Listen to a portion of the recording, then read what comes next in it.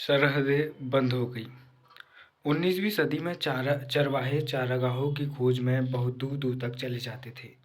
जब तक एक जगह के चारागाह सूख जाते थे तो जब एक जगह के चारागाह सूख जाते थे तो वे अपने रेवड़ों को लेकर किसी और जगह चले जाते थे। लेकिन 19वीं सदी के आखिरी दशकों से औपनिवेशिक सरकार उनकी आवाजाही पर तरह तरह की पाबंदियां लगाने लगी। मसाइयों की तरह अन्य चरवाहों को भी विशेष आरक्षित इलाकों की सीमाओं में कैद कर दिया गया। अब ये अन्य समुदाय इन आरक्षित इलाकों की सीमाओं के पार आ जा नहीं सकते थे। वे विशेष परमिट लिए बिना अपने जानवरों को लेकर बाहर नहीं जा सकते थे, लेकिन परमिट हासिल करना भी कोई आसान काम नहीं था। इसके लिए उन्हें तरह तरह की बाधाओं का सामना करना पड़ता था और उन्हें तंग किया जाता था। अगर कोई नियमों का पालन नहीं करता था तो उसे कड़ी सजा दी जाती थी। चरवाहों को गोरों के इलाकों में पड़ने वाले बाजारों में दाखिल होने से भी रोक दिया गया था। बहुत सारे इलाकों में तो वे कई तरह के व्यापार भी नहीं कर सकते थे।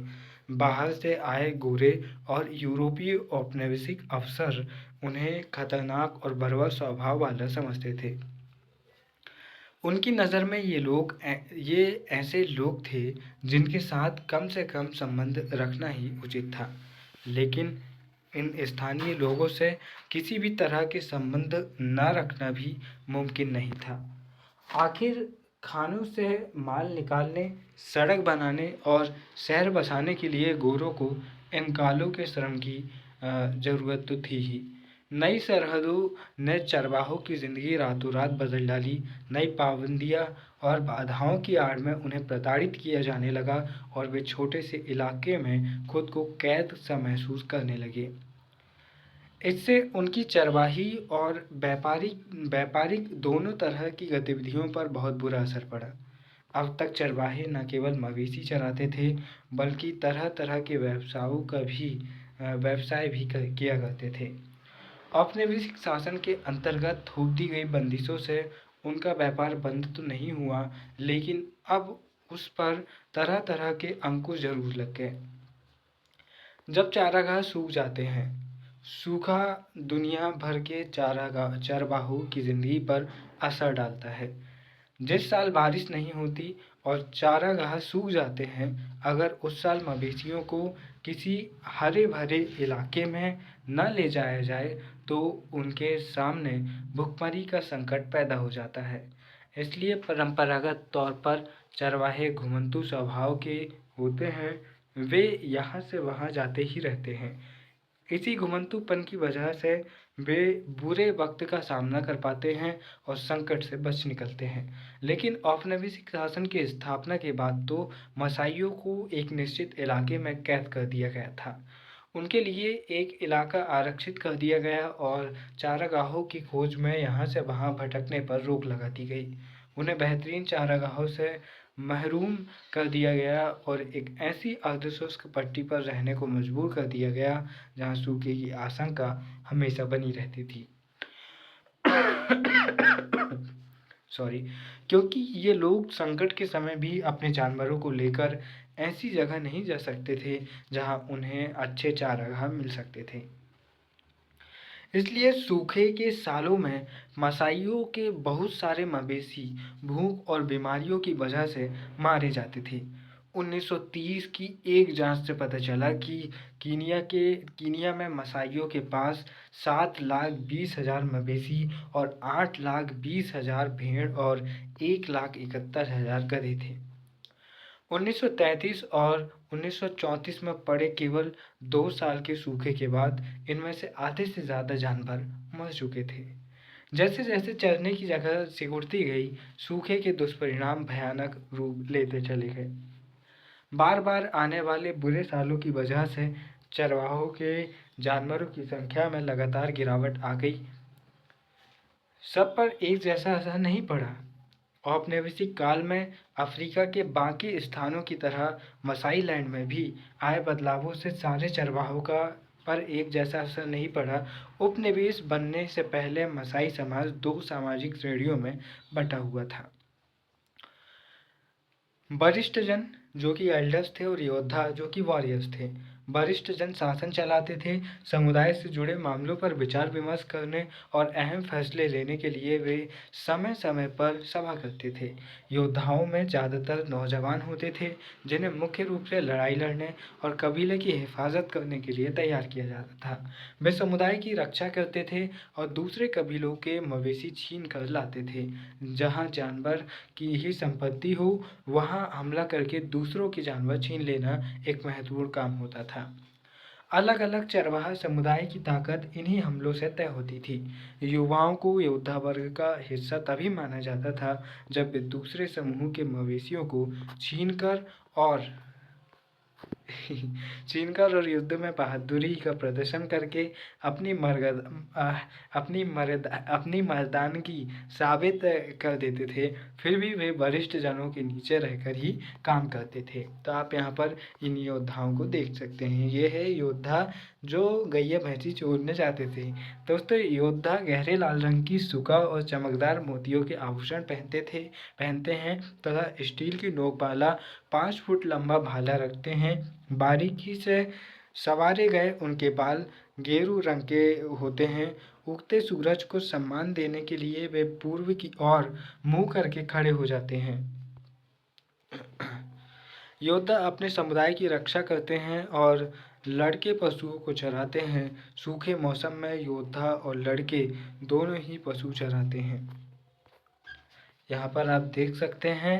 और इन योद्धाओं की जो परंपरा उस समय शुरू हुई थी, ये आज भी आपको अफ्रीकी इन क्षेत्रों में देखने को मिल जाएगी।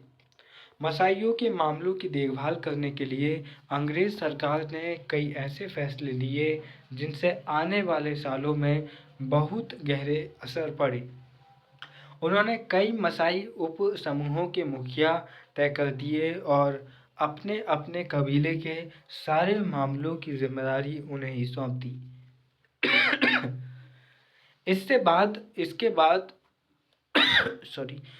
इसके बाद उन्होंने हमलों और लड़ाइयों पर पाबंदी लगा दी।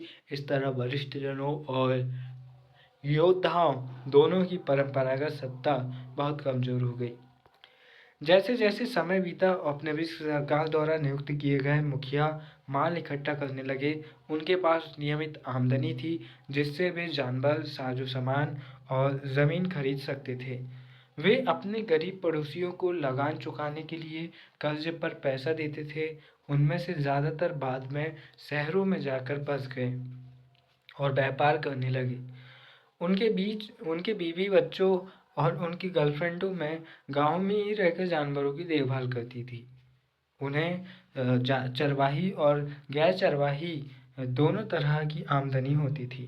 अगर उनके जानवर किसी वजह से घट जाएं तो वे जानवर खरीद सकते थे। जो चरवाहे सिर्फ अपने जानवरों के सहारे ज़िंदगी बसर करते थे, उनकी हालात अलग थी।